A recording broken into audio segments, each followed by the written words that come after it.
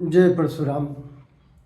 मनुष्य को जीवन में लक्ष्य प्राप्ति के लिए किसी न किसी प्रकार से श्रम करते रहना चाहिए, मगर उस श्रम कैसा करना है, कितना करना है, कहाँ करना है, इसका ज्ञान होना अति आवश्यक है। आपको जाना कहीं है, जाना है और आप जा रहे हैं, चले जा रहे हैं, मगर जहां जाना था वहां न जाकर के आप उसकी दूसरी दिशा में कहीं जा रहे हैं, तो क्या आपको अपना लक्ष्य प्राप्त होगा? कदापि नहीं। इसी प्रकार से अपने लक्ष्य को प्राप्त करने के लिए दो मार्ग, एक सहज मार्ग होता है, एक कठिन मार्ग होता है। मनुष्य सहज मार्ग के द्वारा चलता है तो चलते चलते क्या करता है, कभी कहीं रुकता है, कभी कहीं रुकता है, कभी कहीं रुकता है, और अंत तो गत्वा वो अपने लक्ष्य को भूल जाता है।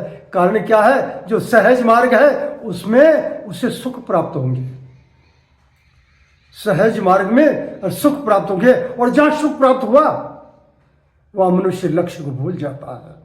मगर कठिन मार्ग ऐसा होता है जो लंबा भी होता है, जिसमें संघर्ष भी होता है, जिसमें सुख नहीं रहता। प्रतिक्षण उसमें मनुष्य को संघर्ष करना होता है। परिणाम स्वरूप क्या होता है?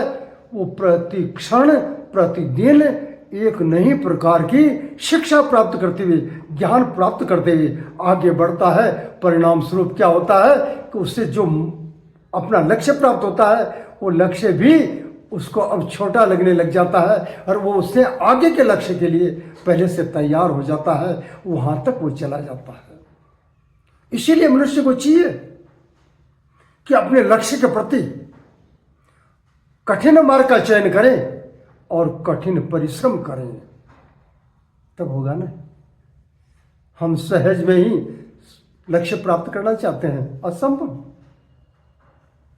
मनुष्य जब से जन्म लेता है तब से मृत्यु पर्यंत तक किसी न किसी प्रकार से कार्य करता रहता है, और हर कार्य के पीछे उसका एक लक्ष्य होता है, और लक्ष्य को सांगोपांग तरीके से उसको पूर्ण करना चाहिए।